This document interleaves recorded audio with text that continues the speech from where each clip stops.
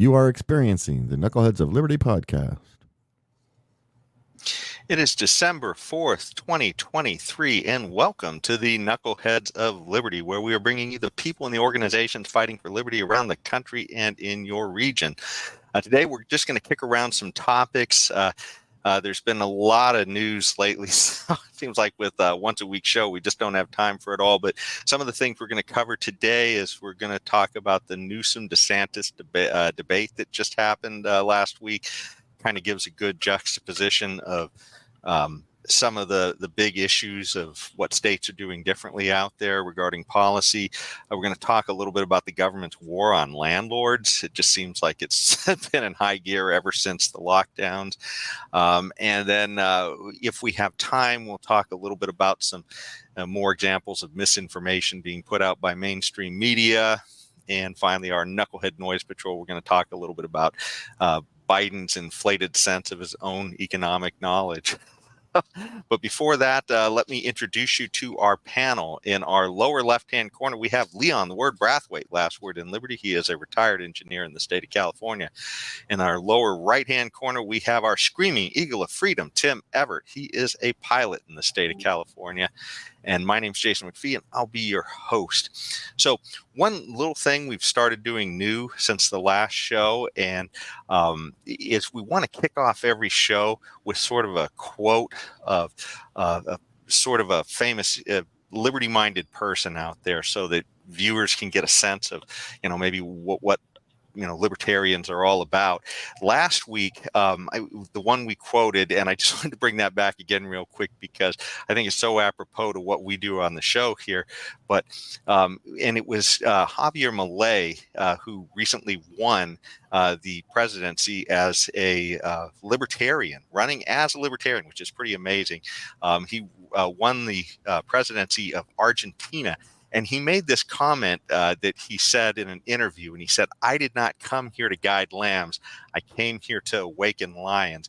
And I just wanted to repeat that again because I almost feel like that's what I'm hoping we're doing with the show. So if you're watching out there and you see us interview people who are like running for their city council, or they have other liberty ideas in their neighborhood, that's what we're hoping. By showing them and talking to them, we're hoping that that'll help to wake people up who might be watching, and that you can figure out things to do in your community. But so anyways, that was the quote for last week.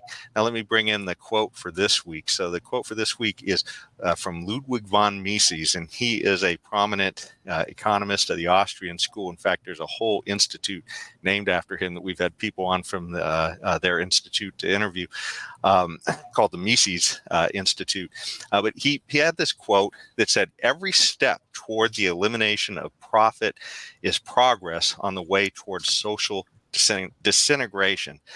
And, it may seem a little abstract, but what he's talking about there are the fact that price signals mean something. And when we get these people who want to take control of our economy and they think they can go in there and, they say, "Oh, profit's a terrible thing. We're going to eliminate this stuff." And, it's like, well, we'll put people before profits. Well, profits actually are showing that people are doing what other people want them to do. Right? That's literally saying how well they're doing it. And, to a degree that people choose to engage their services, it's literally because they're meeting people's needs. But anyway, I just wanted to bring that up. And hey, if you guys have any thoughts, you guys wanted to jump in on this one too. But yeah, it's you mean people who have never in their lives had to produce something of benefit to other people and got rewarded by their profits are telling us that profits are a bad thing? Is that what you're telling me? Yeah, exactly. Yeah. Well, we constantly hear these people harping at us, especially from the left, that you're putting profits before people, but often that's what the profit shows. It's a price signal to say that you're meeting the needs of what the people want. So anyway, yeah. Go ahead, Leon. Did you have it? Oh, sorry. Go ahead. And in such a way that you're actually earning a profit over the top of what you're charging, or over the top of what your cost is. Let's put it that. In other words, yeah. Okay. Yeah. Go ahead, Leon. This whole thing about profits above people. It's some sort of pejorative, but the underlying assumption is that it's only the government can do good. That is the underlying assumption there, because the government, they're always there. They're just these nice, wonderful people who are going to save us from every risk and every bad thing that could possibly happen to us. But Well, we and know Leon, that. Leon, sorry, but we know that the government certainly doesn't know how to make a profit. Sorry, I just had to jump in with that. True. So we always have these evil capitalists who put profits, quote unquote, profits over people. When in truth and in fact, it's because of these people who seek profits in the marketplace. They end up doing social good, even though they don't intend to. Okay, because like Bill Gates don't give one hoots about me, and I don't give a hoots about him. But his products have surely enhanced my life in terms of my productivity, and this is because he did put profits over people, if you want to say that. But he ended up doing social good by the work he have done. He, and whether they wanted to be Steve Jobs or whoever else you want to call in this information revolution that we have had, technology revolution, technology innovations that we have had over the last 20-30 years. But the left cannot seem to grasp that concept. They cannot seem to grasp that concept. That is, people in the marketplace that end up doing social good, even though they have no intention of doing that. Yeah. It's funny too, Leon, because you mentioned you're buying something and therefore, that they're making a product because you want it, but also you're profiting by buying it too. That's the whole reason, or you wouldn't even buy it if you weren't profiting from it. Exactly. So maybe the left doesn't want you to feel like you profited from that exchange. I don't know. You feel miserable. That's the way it's supposed to be. Yeah. Now get back in line. It's about another 30 minutes for your roll of toilet paper. That's right. Yeah, of course. The left is very good at producing misery, so they think that is the most wise and beautiful thing that you can do. Yeah.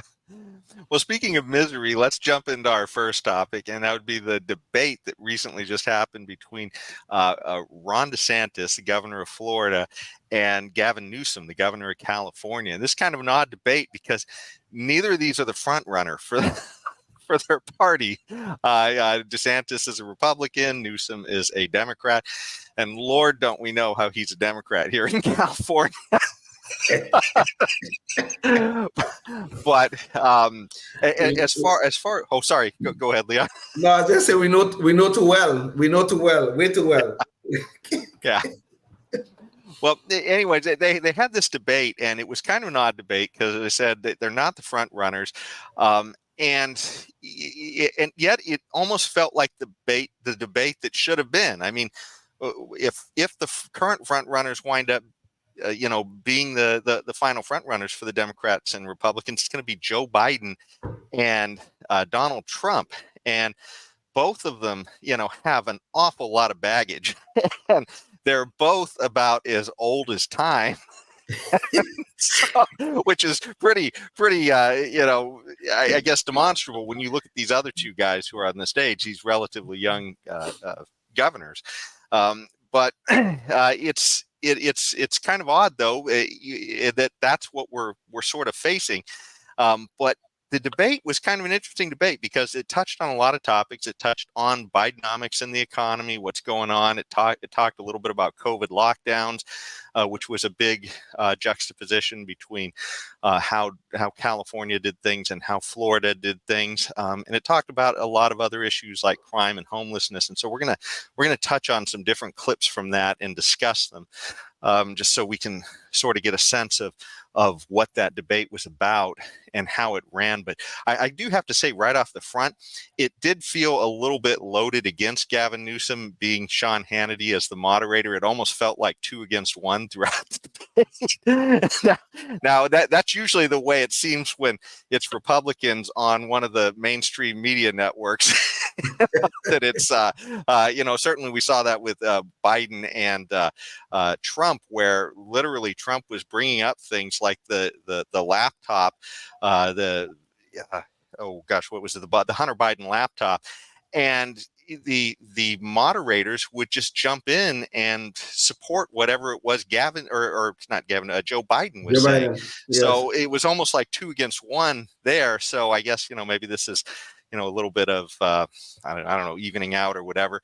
But that was the main thing that bugged me about it. But otherwise, there was a lot of interesting stuff. And so jumping to the first issue, in the debate, and let me just bring up a visual of the debate here too. So James, could you share the visual real quick on the screen? So so these were the two debaters. This is Ron DeSantis and Gavin Newsom, and there's a Reason article about it, and it said, mainly pointing out that COVID was the big tell in this, because almost all the distinctions happened during that COVID period that really showed big differences between the states, and why people were voting with their feet to leave one and go to the other. So, but as far as things go, let's talk a little bit about the lockdowns and COVID. And so we have a little clip for that. And so James, our invisible hand, if you could show us video clip 1.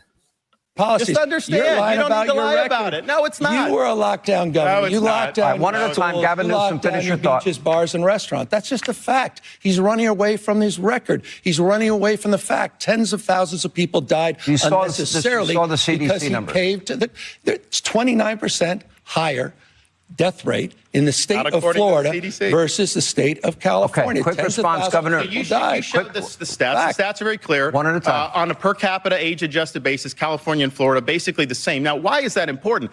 Because Gavin Newsom did huge damage to people in California. He ruined livelihoods. We reopened the state very quickly. We saved thousands of jobs. We saved hundreds of thousands of jobs, thousands of businesses. We had our kids in school. He had the kids locked out of school because of the teachers union. That is having a generational impact. California has one of the lowest literacy rates in the country. In the most recent NAEP exam, Florida came in number 3 for 4th grade reading. California was far, far behind. So you should apologize for not getting your kids in school. Why didn't you get the kids in school in the summer of 2020 like we did? The only you bowed to the teachers union. Okay, so that was kind of a snippet on some of the differences. Gavin Newsom essentially hitting him with Ron DeSantis caused all kinds of deaths, and Ron DeSantis hitting him with, one, rebutting his claim, saying, no, we performed just about as well as you, and then saying that, hey, but you destroyed a lot of people's lives economically by not letting them operate during these lockdowns. And so it amazed me that the first thing is to hear Gavin Newsom, who was like the king of lockdown. I mean, he had people locked. We all live in California, and he had people locked down here for, about a year. In fact, if you were a government employee, you weren't even going to work for about a year. You were working from home. Yes. So this is, and a lot of places in San Francisco, the retail has dried up because not just from the crime that happened that was allowed to happen during that time, but also because nobody's showing up to these downtown areas anymore because nobody's working there anymore because of these lockdowns. So there's all kinds of economic upheaval that happen. But there's also another visual I wanted to show real quick here too, because this compares the comment that Newsom was making about the CDC numbers. So this is from the CDC. I figure they had kind of a stat that they showed during the show, but because it's Hannity and I didn't really understand where those numbers came from. They said it was the CDC, but I figured, okay, well, if he's saying it's CDC, let's just go to the CDC and see. So this is their mortality by state, and I believe this is age adjusted, I believe. But yeah, here it says age adjusted death rates. And so that's what they were talking about during the show. So if you want to see how the two did, this is sort of a color reference. Florida apparently in 2021 just did a little bit worse than California. So California is the next shade up. Florida is the next shade down. The darker the shade, the worse they did, according to this chart. And if you go to 2020, it's actually the reverse, where Florida actually did better than California. So at least for the numbers they have up here for 2020 and 2021 on the CDC's charts, it's sort of a mixed bag depending upon how you look at it. But even if we look at Gavin Newsom's numbers for the year that he did better, you have to go all the way down the list, and you find California right about in the middle of the pack at 99 death rate. I believe that's per million, I think. I think it's per 100,000, I think. Or per 100,000, yeah. So you have a 99 per 100,000, and then you have Florida, which is 111.7. So, it's not 29% different, okay? And we saw the year 2020, Florida did better than California. So it's not nearly the difference that Gavin Newsom was trying to make out from his numbers. But even then, Gavin Newsom at 99, look at all the states that did better than him. So, I mean, it's like to try to act like somehow he did things right and Florida did everything wrong is just kind of a little bit nuts. But anyways, what do you guys think about at least these points between the lockdowns and the differences that they were trying to debate with each other? Well, I mean, I think DeSantis did point out that even though Gavin Newsom had locked down the schools, and his own kids were having in-person learning, which was a major hypocrisy that I didn't think it got enough play, quite frankly. But the fact of the matter is, California did this draconian lockdown, and Florida did not. They did have a lockdown, but they opened up pretty early. They opened up their schools and pretty early and that kind of stuff and things like that. But at the end of the day, if you believe the numbers that you just display here, Jason, or you believe the numbers that Hannity put up during the debate itself, their outcomes were not very different. They were not. Okay? So which to me, you have to interpret that the lockdowns did nothing but destroy the lives of our fellow citizens. So in that sense, you'll have to give a thumbs up to DeSantis, because he opened up as early as he possibly could have, and his results were not very much different from what happened here in California, which we all lived through, and we know it was nothing but a damn disaster. Good point. And the only thing I would add to that is if you, the age-adjusted data is the only way to go, because Florida's got a much older population than California. True.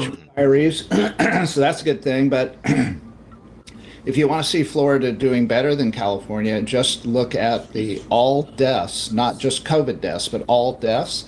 And during the same time period, Florida did better than California on the whole category of all deaths. And the thing I like about taking that into consideration is that if you shut an economy down and you're running people away from their appointments with doctors because there's nobody available and they can't get other things taken care of, then they may have repercussions and added deaths from that. So and the data doesn't really say that in particular, but it says that, hey, California had more deaths when you consider all deaths than Florida did per capita, and age adjusted. You have to do it age adjusted as always, but anyway, there you have it. And we don't have that chart up there, and I was kind of looking for it earlier but couldn't find it, but it's there. And anyway, there we are. That's an excellent point, Tim, because this is the problem that central planners always miss, is that there's opportunity costs. There's things that they do trying to solve one problem, where they potentially create much bigger problems. And that's one of the things we were seeing during that. So, yeah. I mean, there's certainly a death of somebody who doesn't get in to get their heart checked is every bit as real as a death that somebody attributes to COVID. So exactly. Yeah. And this is the thing that I mean, Tim is absolutely right. I mean, these things are not taken into consideration in those numbers. And even though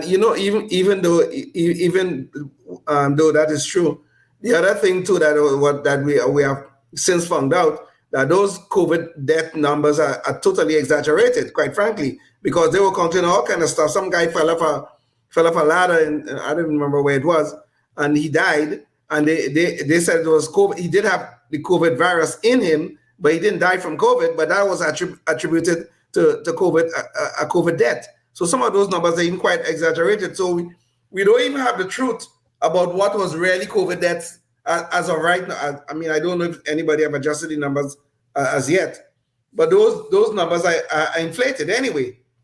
Yeah, No, some of those. Yeah, some of those COVID stats, they almost felt like essentially attributing a death to COVID sometimes was about like if a person died in a car crash and they found out he had a bottle of water and you say, well, he must have drowned, right? It's, because this is the problem. A lot of people didn't even know how to count these metrics when they first came out. Exactly. A lot of states and jurisdictions were doing it differently. And a lot of states were checking on the people differently. And then, of course, there were incentives.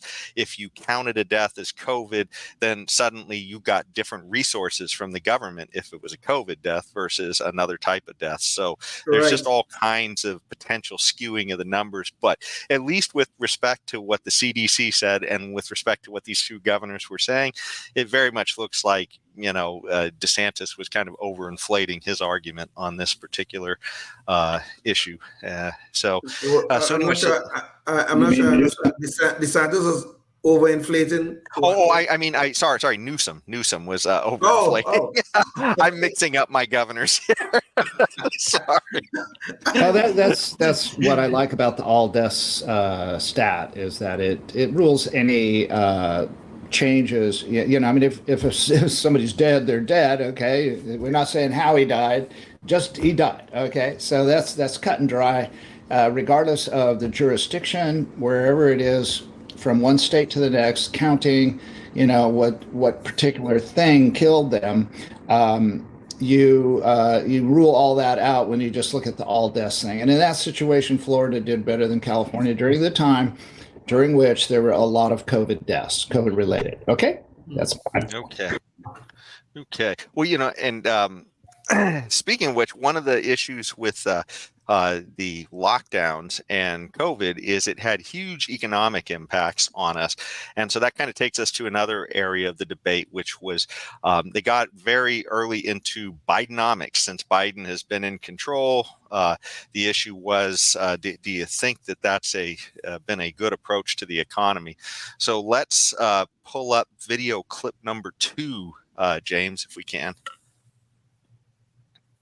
Working people, they pay more in your state than the state of California charges for billionaires and millionaires, and it's just a value proposition. True. It's a fact. Again, you can't make. You have $6 or $7 a gallon gas. How do they afford that? These are folks that are blue collar people. You're going to force everybody to buy an electric vehicle. How are they going to be able to afford electric vehicles if you're working class people? And I think the thing about California, they have one of the highest inequality rates because, they've got Silicon Valley billionaires. They've got a lot of very wealthy people. They've got a lot of people that are on government assistance, but they've hollowed out their middle class. That's who's been leaving California. They've been leaving in other places. They go to Arizona. They go to Nevada. They go to all these places. Let me just Biden is hollowing out this country. I do have a follow-up question. In California. Ron, I'm happy that you continue to talk. Let's talk a little bit about Bidenomics because I'm happy to take that on right now as well. And I think it's a fair point. You're a big supporter of it. I appreciate you acknowledging 14 million jobs, 10 times more than the last 3 Republican presidents combined. Okay. So that was the first clip of the economic stuff. And so certainly they were going back and forth between tax rates and standards of or just costs of goods, I guess, within the states, sort of the livability thing. But Newsom did make one really I guess fact checkable comment. I guess it's the best way to say it. And he said that Bidenomics is great because it's produced 14 million jobs, is what he was saying since since Biden took office. So let's check out the truth of that number. Thanks, James. Our invisible hand is ahead of us on this. Invisible hand knows all. It moves in mysterious ways. But anyways, this is a chart of the Fed, from the Fed, and that's the Federal Reserve of St. Louis. And so they put out wonderful charts, by the way, if you're ever interested in trying to research anything and get some data to show for an argument. But this is essentially employment numbers in thousands of persons. So essentially, these are in the millions over here in this side column. And it shows from 1950 all the way to current day. So this is 2023, October 2023. So we're really close to current data, which is unusual in a lot of these types of graphs. So anyways, you can see that here's this nice trend over time. And then, boom, we get to this big drop off. Well, what's the big drop off in 2020? That's COVID. That's the lockdowns. So that's essentially the hit that the economy took during that time period. And then it takes us to 2023, where we've essentially just gone slightly over the numbers that we recovered from then. But you can see if we had just extended this trend, we would be quite a bit above those numbers as well. And so I want to home in on that just a little bit here too, that dip, because this is really important to what Newsom is saying there. Newsom is saying that Biden created 14 million jobs. Well, let's and DeSantis was essentially saying, hey, look, that's not real. That's just a recovery from the lockdowns. And so let's check out the truth of that. So here is where the impact of the lockdown started. We see it in February and March of that year. Everybody was getting frightened to death about what this, COVID was going to do to everybody. And so all kinds of things started happening in the economy. Then we had orders to lock down, remember, 2 weeks to stop the spread. And then that turned into a lot more than that. And essentially, we went from about an employment level of around 159 million to dropping all the way down to 133 million. So that was much bigger than a 14 million job drop. That is about a 25 million job drop, roughly 26 million right in there. So now you can see the recovery starts right away. And lo and behold, by October of 2020, before the election, we've recovered more than half of those jobs. So this is just bouncing back. But then with the election, everything gets taken out of whack because, everybody's adjusting to the new reality of having Biden as president. And then we get a much slower recovery happening the rest of the way until finally, until recently, we just started to get back to the levels roughly of where we were before lockdowns. So, this is certainly a checkable number that Newsom was giving there in that debate. And by the way, if you're watching us right now, we are going to have to leave if you're watching us on public access, but you can go, we're going to keep talking about this, so you can come back or go back and hear the rest of this conversation by going to our either Facebook, YouTube, or Rumble or Spotify and searching for Knuckleheads of Liberty, and you can catch the rest of this discussion about this debate and also hear a lot of great interviews we've done with liberty-minded people as well. So go check those out. So anyways, let's continue with the conversation. So what do you guys think about this? I mean, this or any of the other claims they were making in that economic policy discussion? Newsom was promoting this fallacy, that for one thing, the government create jobs, Biden create jobs. The government does not create jobs. Okay, this is damn nonsense. Okay, to start with. Okay, even the bureaucrats, which I used to be one of them. All of that is even supported by taxpayers. It's supported by the businesses in the marketplace and people who pay their taxes. But this whole concept about Biden created all of these jobs is such a fallacy of nonsensical proportions. I know that sounds redundant, but I mean it as I say it. The fact of the matter is, the government can destroy employment and employment opportunities. They can do that, which they do very well. And they did that very well during the lockdowns. And then this lie is being told now to kind of make Biden look like he's some Superman where where job creation is concerned. I mean, it's a damn lie. And I'm glad that at least some people are pointing it out, like we are doing right now, pointing out this damn nonsense that some or the other, the government can create jobs or Biden policies can create jobs. No, they don't. They can't. That is not how the government works. It's a marketplace that creates all the jobs. And when the government get in there and mess things up like they did with the lockdowns, with all the rules and the regulations, yeah, they can destroy employment. They can do that. but they cannot create jobs. They don't know how to do that. That's not their thing. There are very few things that they know how to do, and even those things they don't do very well. This is not a bunch of nonsense, quite frankly. So they have a brake, but they have no accelerator. Is that what you're saying? But they tell you they're accelerating while they're hitting the brake. Yeah, exactly. Well, no, they let off the brake a little.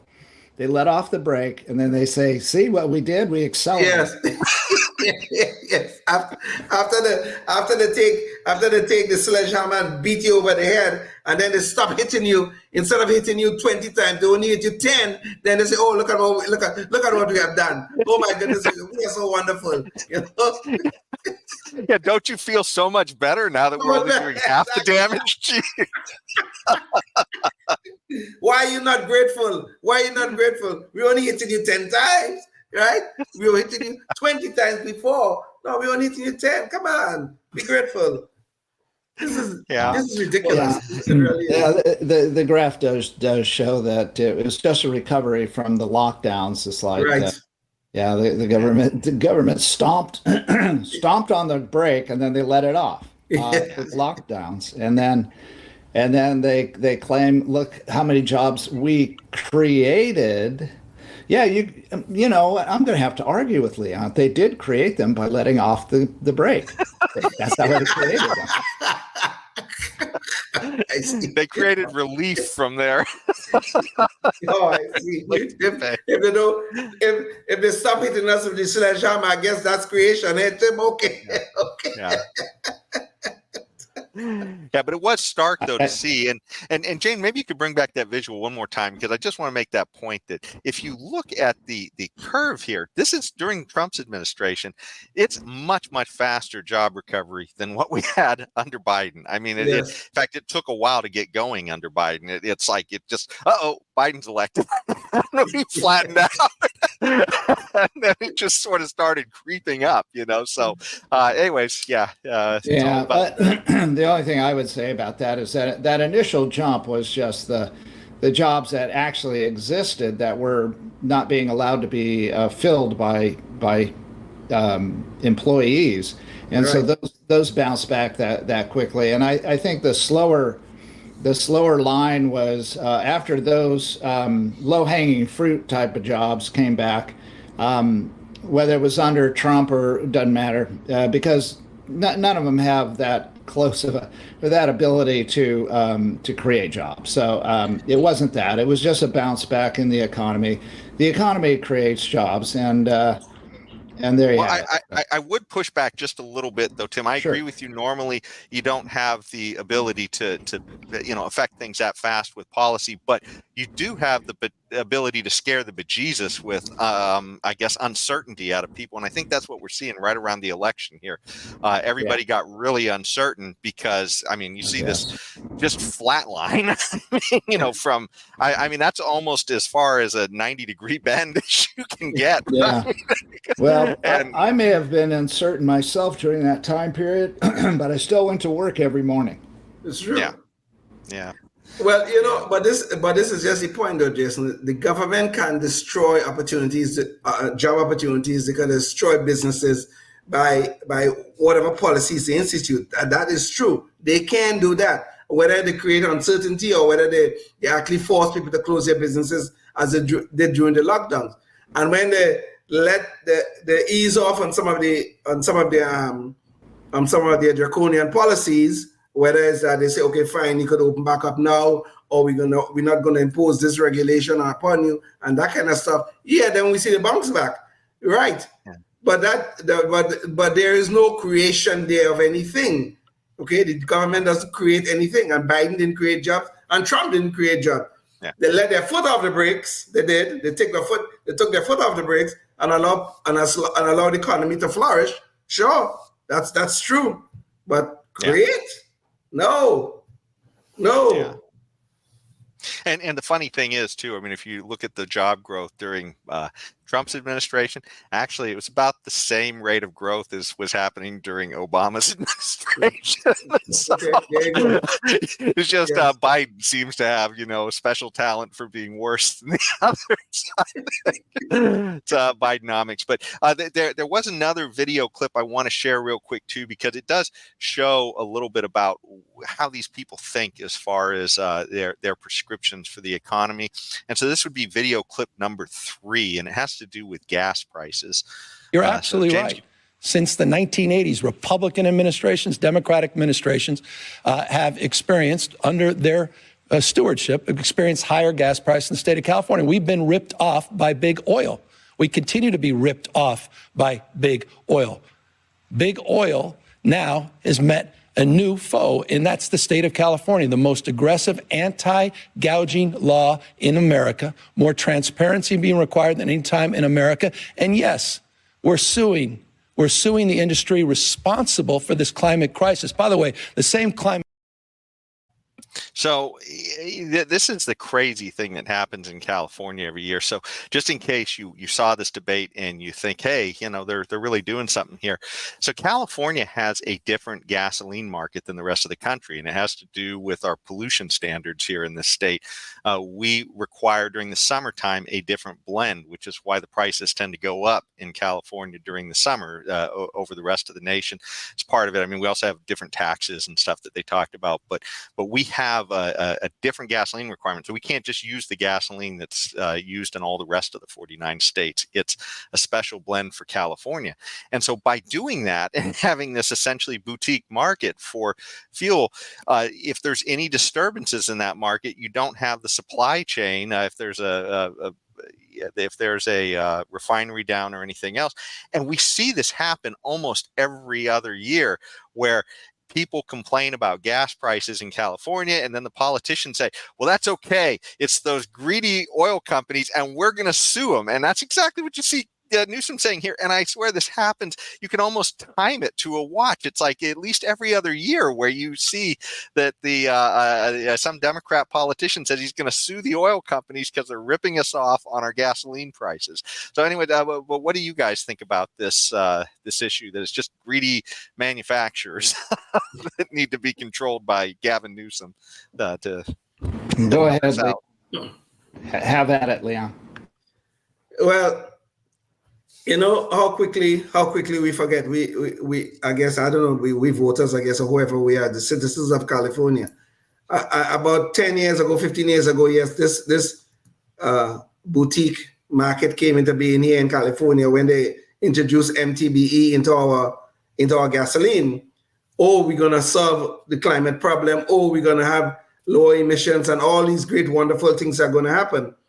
But the politicians, as usual, Gavin Newsom and company, do not realize when you put more burdens upon people who are whether they're selling gasoline or selling any product, you put more burdens upon them. It's going to cost more for the consumers, because the consumers pay for everything. That's what these people, these educated idiots don't realize, is that you are putting more burdens upon the industry that is supplying the products that you need. So now Gavin Newsom comes along and he's going to save us now. First of all, his government created the problem, and now they're going to save us. And how are they going to save us? They're going to sue those greedy oil companies. Oh my goodness gracious. We're going to go to gasoline utopia now, because Gavin Newsom is now the big bad boy who is going to solve our problems for us. Why don't you look at your policies, and then we can start talking some sense here about what's going on? My question is, if they sued the oil companies and won, and the oil companies paid the state of California a certain amount of billions of dollars, is the state of California going to give that billions of dollars to us beleaguered fuel buyers, purchasers, us consumers of oil, or are they going to keep it to themselves? That's my only question. It's probably on a fast track to the bottomless pit of the bullet train. Yeah. And then this damn nonsense about price gouging. How do you have any? Well, there's no such thing as price gouging. Okay, the only people that do price gouging is government. That's the only people that's price gouge us. Okay, and people that never took economics in high school or college. Exactly. And I've told this story before.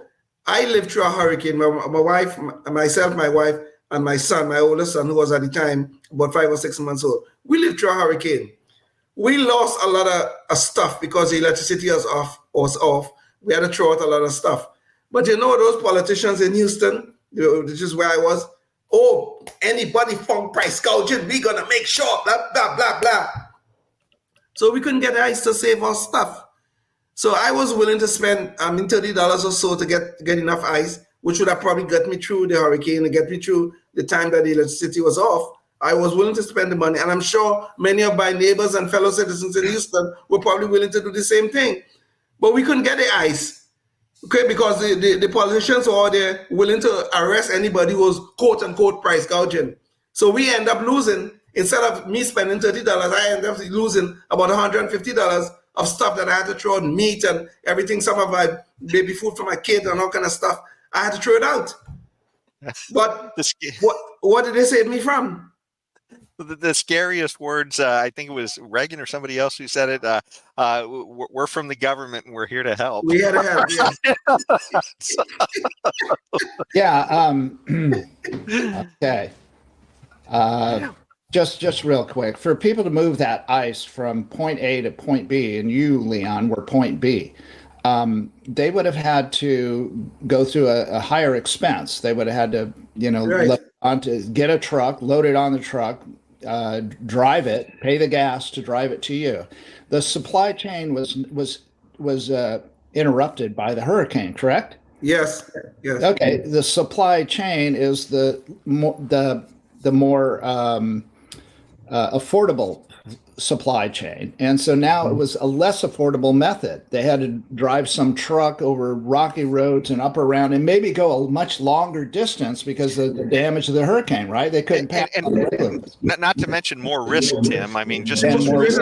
Exactly. Yes. Correct. Yes. Correct. They had to do all that and hire special people to help them and so on and so forth. Go a longer ways, and now they get to point B, Leon, and they say, Leon, because it costs me $28 or whatever per whatever, or $25 or $20 to get this to you. I have to charge you $30 to make a decent profit, or else guess what? I ain't gonna do it. True. Okay, if I can't get that money, so either you get the ice for $30, or you don't get any ice at all. At all.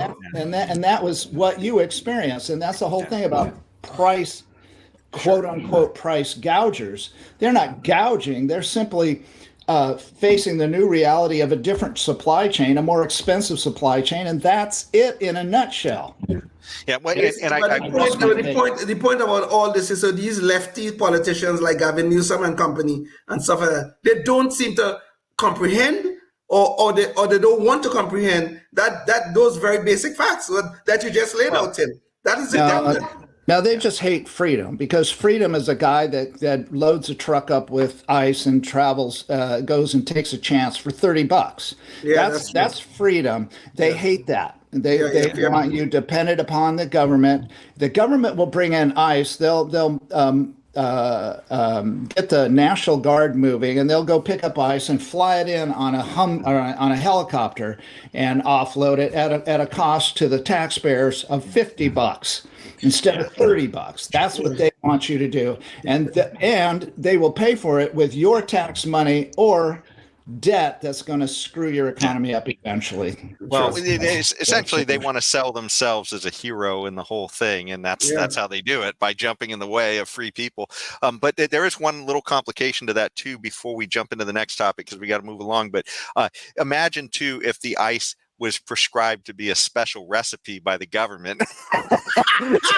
So then you couldn't even just ship in ice from anywhere. You had to meet their special requirements for ice in that region. And that's essentially what happens in California. You have a special blend. And there's good reasons for that, too. I mean, there is serious pollution problems in places like Los Angeles.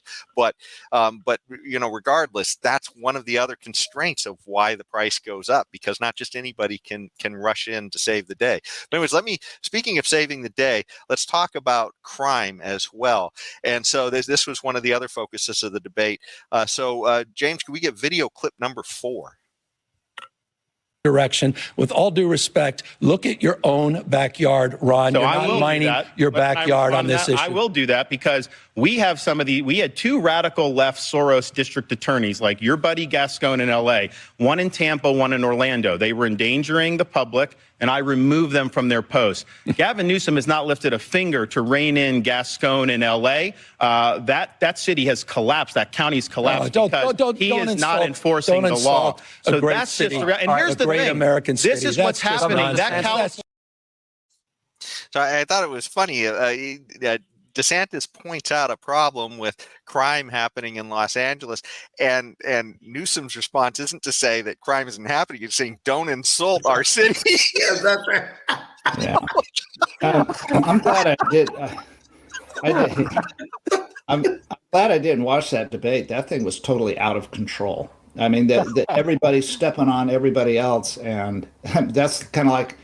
And there were only 2 of them. My family debates, my voice goes higher, and I interrupt their point before they're done making their point. A tendency I have that I have to work on, and I want to work on that. But if I had a moderator that told me to shut up, I would do a much better job. And watching that debate is painful. That's like watching me debate somebody. Yeah. Well, before we go on too much longer, I just wanted to follow this up with another an article here and a video clip that supports it. So there's one of the things that happened during lockdowns. We had all kinds of crime here in California because California was one of those places where they felt like it was fiery but mostly peaceful protesting. so they didn't quite allow that standard in Florida, but they did here in California and some other places. And one of the crazy fallouts is it brought back train robberies in California. We talked about this on a previous show, but here's an image from the Los Angeles Times. I mean, this is like literally people coming in and just hijacking the trains and pulling boxes off of all these places like Amazon shipments and other things because everybody was home in lockdown. So all these shipments were going up. And so people were just breaking into the rail cars. And I mean, look at this. I mean, it's like boxes all over the tracks and people just coming out and looting and stealing the stuff that people were ordering. So it was just absolutely crazy. And so now we have video clip here number 5 of Newsom responding to this. And I just wanted to share that with you. I see what you see. I see what you've been covering. I see what everybody's seen and asking myself, what the hell is going on? I mean, look like a third world country, these images, the drone images that were on the nightly news day in and day out. So, I mean, there's Gavin Newsom's own words saying that under him, we're looking like a third world country, which is just, not a screaming endorsement, I guess, of dealing with crime. But then, one of the reasons maybe why crime is doing so poorly is an extra excerpt from that particular interview where he talks about addressing that crime. So, James, maybe you could bring up video clip number 6. Mark my words, this is not one-off. This is organized theft. These are organized gangs of people that are coming out, and forgive me for saying gangs. I know that's not a pejorative. They're organized groups of folks that move from site to site. When there's more attention, a bright light on one site, they move to the next site. A lot of these folks are arrested as if they're individuals that are not connected to the whole. And we need to change that. Okay, so, you wonder why maybe people like Gavin Newsom have a hard time dealing with crime. They can't even talk about it. He tries to talk about it like organized crime. And they said, wait, these are groups of folks instead of gangs of criminals. If we can't even be honest about who we're talking about here, how are you going to deal with it? The funny thing about this, during the debate, he told DeSantis, don't insult this great city of California or a great city in the US or whatever. He was talking about Los Angeles at the time. Yeah. When Gavin Newsom was talking that the garbage that we just played there, where do you think he was? Where was he? Where was all that stuff all spread all over the world? Yeah? He was in a third world country. Yes, he was in Los Angeles. Yes. But yet here he is on the national stage now, telling Newsom, don't insult the great city. Don't insult that great city. You know, don't do that. This is the madness that is going on. And Jason, you're right. How are we going to address crime, this issue of crime, if we can't even point to the people as what they are, which are criminals, they are gangs or whatever the hell are? We can't call them that. You know, it's not pejorative to call groups these of people folks. These folks. They're not groups of folks. They're just like me and you. Don't worry. They're groups of folks. What the hell is wrong with these people? Oh, it's absolutely crazy. And maybe you bring up the visual here as well, James. So there's just to show what's happening here in California. They talk about old. This is an article from the New York Post, but it says Old Navy, Nordstrom, half of retailers fleeing downtown San Francisco, and so they just show storefront after storefront of all of these places that are empty. And you could go out there and find videos on YouTube. I watched one the other day where a guy just walks down the main strip from, I think, City Hall down Market Street, and it's like literally it's an exception to find a business that's still open. Even banks closed. So it's just absolutely nuts. And here's some, just a lot of pictures of these empty storefronts all along. I believe most of these are along Market Street.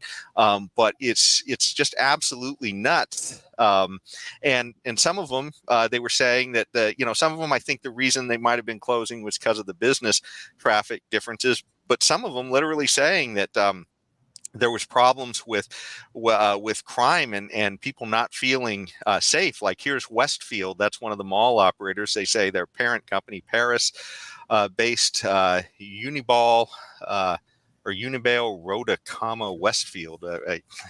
Sorry for bungling that name, but it said the closures demonstrated the unsafe conditions for customers, retailers, and employees downtown. So, I mean, they're it's crime is part of this issue. And we've seen all these videos of people in California. It's like, under $950, the odds of you being prosecuted are like winning the lottery practically. Yeah. Right? Yeah. So, you just walk in, grab a bunch of stuff, and that's why everything's, getting locked behind plastic in a lot of these like Walgreens and other things, so that you just can't get what you need to get. But anyways, we're starting to get short on time, so we probably won't get to any other topics except to round out this debate and our Knucklehead Noise Patrol. So, but let's get to homelessness as well. So this was kind of one of the funnier parts, I guess, and maybe sadder too, if you think of it that way. But they were talking about the issue of homelessness, and maybe we could bring up video clip number 7, James. Mark my words. I know folks say, oh, they're just cleaning up this place because all those fancy leaders are coming into town. That's true, because it's true. But it's also true for months and months and months prior to APEC, we've been having different conversations. Let's see, James, I think that was the wrong video clip. Let me see. That was 8. Can we get 7? Mississippi and Texas. And so with all due respect to being lectured on some of these topics, Ron DeSantis is not the one I'm going to be listening 30-second response. I'm looking at total time. Governor DeSantis, about 2 minutes. He needs it. This is a map of San Francisco. There's a lot of plots on that. You may be asking, what is that plotting? Well, this is an app where they plot the human feces that are found on the streets of San Francisco. And you see how almost the whole thing is covered, because that is what has happened in one of the previous greatest cities this country's ever had. Human feces is now a fact of life, except when a communist dictator comes to town. Then they cleaned up the streets. They lined the streets with Chinese flags. They didn't put American flags there. They cleaned everything up. So they're willing to do it for a communist dictator, but they're not willing to do it for their own people. I want to get in with the limited time we have left. Okay, so there you saw that the issue was, San Francisco's become an absolute mess. That's the place that Gavin Newsom used to be the mayor of before he became the governor of California, or lieutenant governor and then governor, I guess. But the point is that homelessness was out of control there. He had a 10-year program there to clean it up, like 15 or 20 years ago. He's expanded it out to the rest of the state. It's been exported from San Francisco. But if we the crazy thing was that he was, Ron DeSantis was making this point that, look, he didn't even try to get the stuff cleaned up until he had all these foreign leaders, including, the most prominent, Xi Jinping from China coming in, his good dictator buddy that he was just visiting. And now let's bring up that video clip number 8, because now it makes sense seeing it right behind here. This is Gavin Newsom responding to questions about, why didn't you clean this up? For the citizens, why did you leave it, only until your buddy Xi Jinping shows up? So could you roll number 8 real quick? I know folks say, oh, they're just cleaning up this place because all those fancy leaders are coming into town. That's true, because it's true.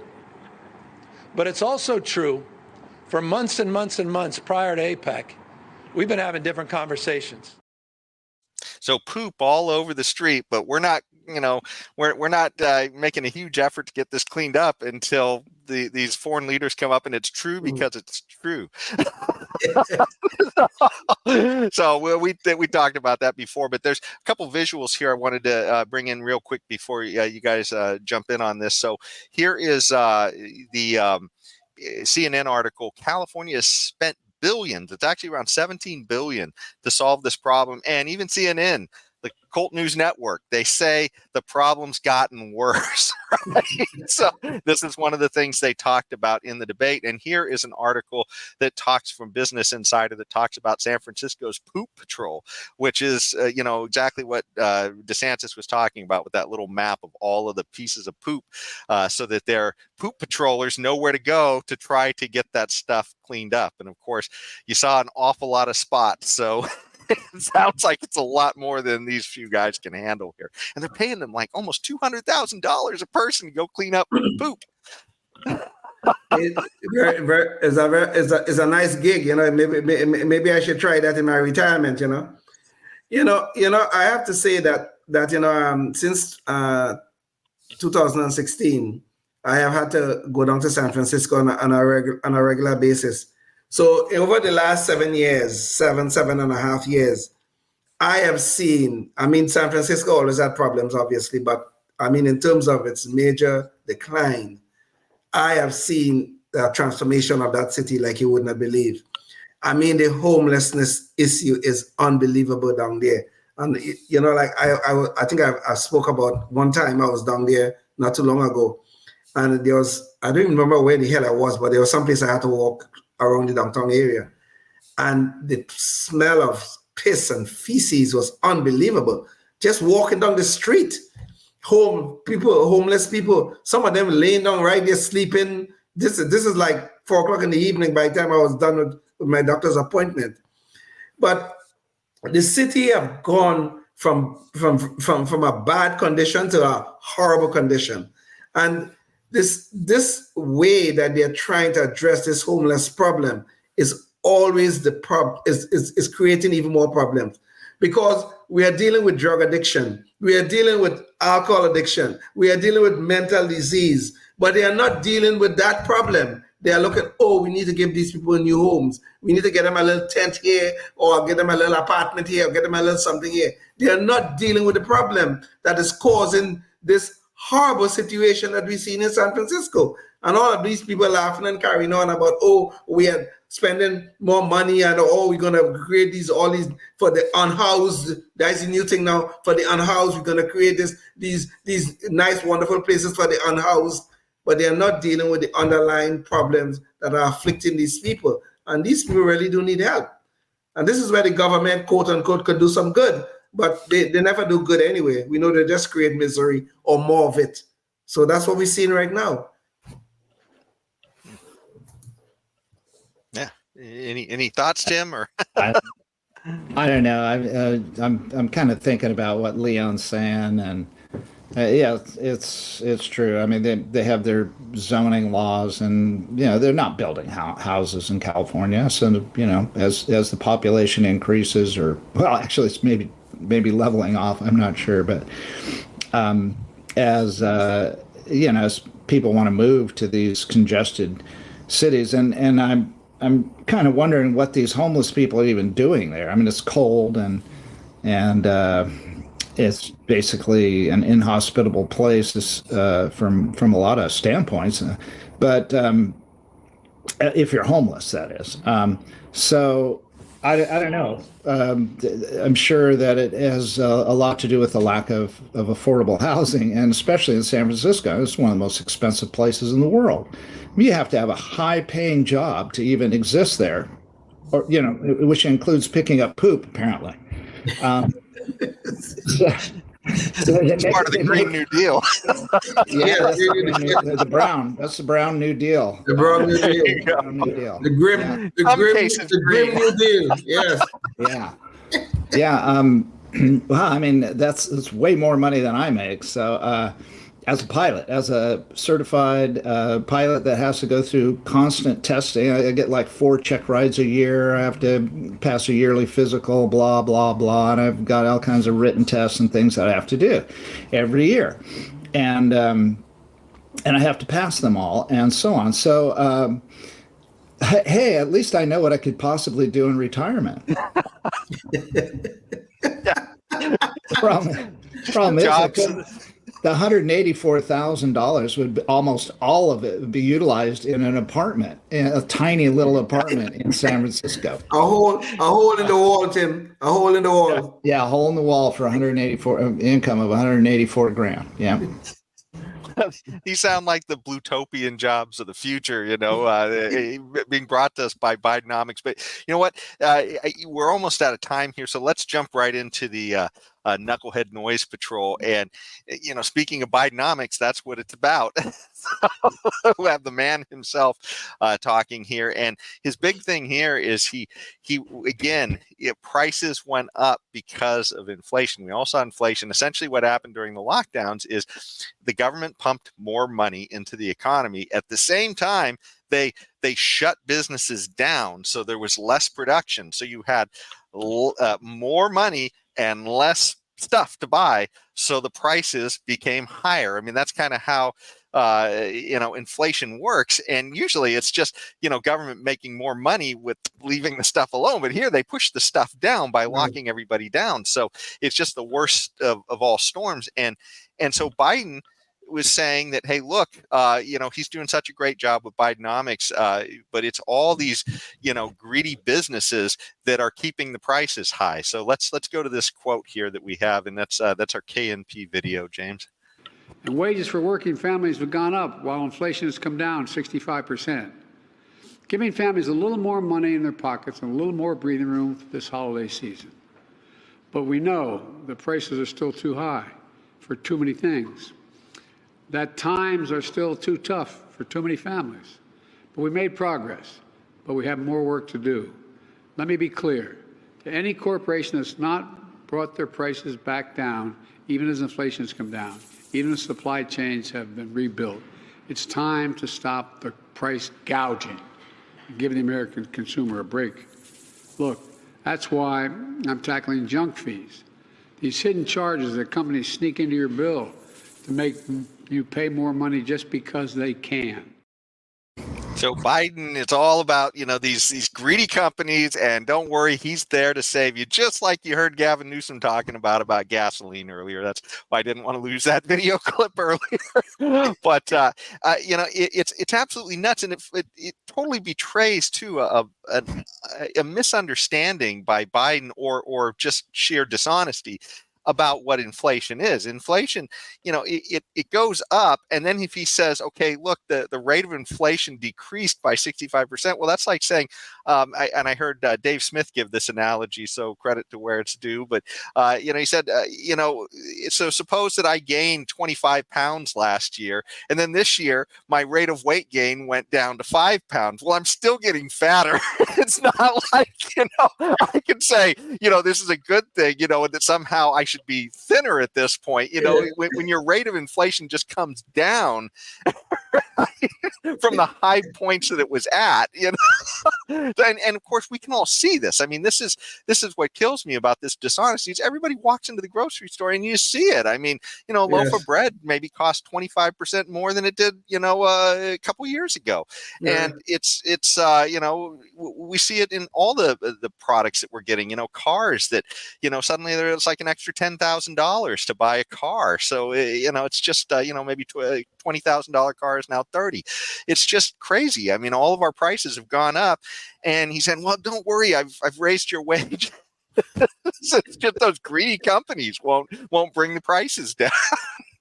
What do you guys have to say about all this crazy stuff? What's this again? Go ahead, Tim. Go ahead. Okay, yeah. If I could just go back to the analogy of the ice guy. Okay, so in a similar fashion, without going too far into the economics weeds, which I have a tendency to do, is that if the value of money dwindles down, and now the company, in a similar fashion to the ice that was hopefully being delivered to Leon, but it wasn't, but in a similar fashion, basically their costs have gone up, not because necessarily. The costs went up because of inflation, because their dollar is now less valuable. So now they have to charge higher amounts to get the same amount of percentage of profit, to make it worthwhile for them to do whatever it is that they have to do to bring their product to market. So if he wants to go ahead and fine companies for basically addressing their increasing costs, then what will happen is that the companies will no longer provide those products, or whatever it is that he's going to, it's just like the ice. Leon's not going to get his ice, maybe for a different reason, but it's going to be the same outcome. Yeah. And so that's all I have to say about that lunacy. And on top of it, to attribute to this is what they do. They want to blame the free market companies out there, the big greedy corporations, for the results of their own policies, which they have done over the years, not just Biden, but everybody, to increase the money supply in the economy. And when you increase the supply of anything in the economy, what happens to the price? It goes down. In other words, the value of money went down, so that you need more of it to compensate people for bringing products to market. That's just it in a nutshell. But the thing to notice, obviously, it is so obvious, and Tim raised this point, is that, just like we were talking about a little while ago with the gasoline issue, what do? Whenever something is not going, they have this utopia in their head as how things should be. And whenever things are not going the way the utopian head is thinking, there's always have to blame those price gouging evil corporations. Oh God, we got to do something about these profit-making disease that we have, these profit-making disease entities that we have in our society, when the truth of the matter is, it is they that causing all the misery that the citizens are suffering from. God help us. Yeah. Well, one thing that kills me on all this too is he went after hidden fees is what his big thing is. That's the huge thing. Now, I will rescue you from hidden fees. Have you ever opened up your cable bill or your phone bill or any of these and noticed how many of the fees are government fees? Exactly. I mean, these are literally the fees that our government is slapping onto us, and all these things are hiding from us inside these bills. And he's acting like he's going to save us from the greedy companies that are doing this. And I'm sure that there are, times when government or companies are essentially trying to, play with the way that they structure their fees so they can advertise a certain price. And, we see this with baggage in airports constantly, where some upfront pricing, they just say, hey, look, that includes the baggage. And some say, hey, you're going to pay an extra $15 or $20 or whatever. I'm sure, Tim, you're well aware of that, being a pilot. So, adding a little weight is going to charge a little more. So, but anyways, yeah, it just kills me, because most of these are government fees on all these. Well, even if you look at the price of gasoline that we have here in California, I mean, a chunk of the difference between California prices versus, say, Texas or Florida, you look at a chunk of it have to do with the fees that the government have tacked on because of their new blend, the new this, the new that, or we have to have for the roads and everything else. And so a chunk of that difference have to do with fees that the government have tacked on to the price of gasoline. Yeah, and Gavin Newsom now is going to sue the oil companies to save us. Yeah, and it's much higher than the profits that the oil companies are making on that gallon of gas. There you go. Yeah. I wonder if any of these fees are like the Greta Thunberg travel fee to get her around all these different places so she can stare angrily at you. They should call it, we're trying to make electric cars more affordable fee. Yeah. Which, and those nice electric cars, those nice, wonderful electric cars that they're telling us is where the future is, they are now piling up. They are not piling up on on the lots of dealerships throughout the country. But they're telling us, we're gonna have all these wonderful things by 2030 or by 20 whenever. These things are gonna be so nice and wonderful, but nobody's buying them. I wonder why. Yeah, who wants to be running out of juice on halfway up from San Diego to Sacramento when you're coming to visit Leon and Jason? Yes, tell me this. Well, speaking of running out of juice, I think we've just about run out of juice for this show, because we're over an hour at this point. So, but I did want to thank all of you for tuning in and, checking out the conversation. You can go online and find more conversations that we've had like this, us tackling other issues. You can go to Facebook, Spotify, YouTube, or Rumble and just search Knuckleheads of Liberty. And feel free to try and leave comments as well, especially at Facebook, but you can do it as well. I think we have an email address at knuckleheads at knuckleheadsofliberty.com. So you can, in fact, there it is scrolling down the bottom. And if you want to, if you have some ideas for somebody that you want us to interview as well, certainly send that, or if you have some ideas that you're trying to promote in your community. And that's one of the things we wanted to mention as well. We've interviewed a lot of people doing a lot of stuff.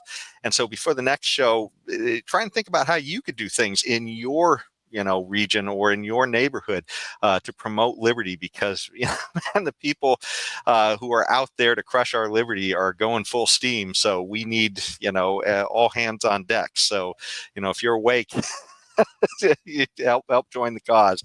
But until the next show, then stay tuned and stay free. Yes, indeed. Life, liberty, and the pursuit of happiness, always and forever. Thank you for listening to the Knuckleheads of Liberty podcast. Find us on Facebook, Rumble, YouTube, your favorite podcast network, and at knuckleheadsofliberty.com.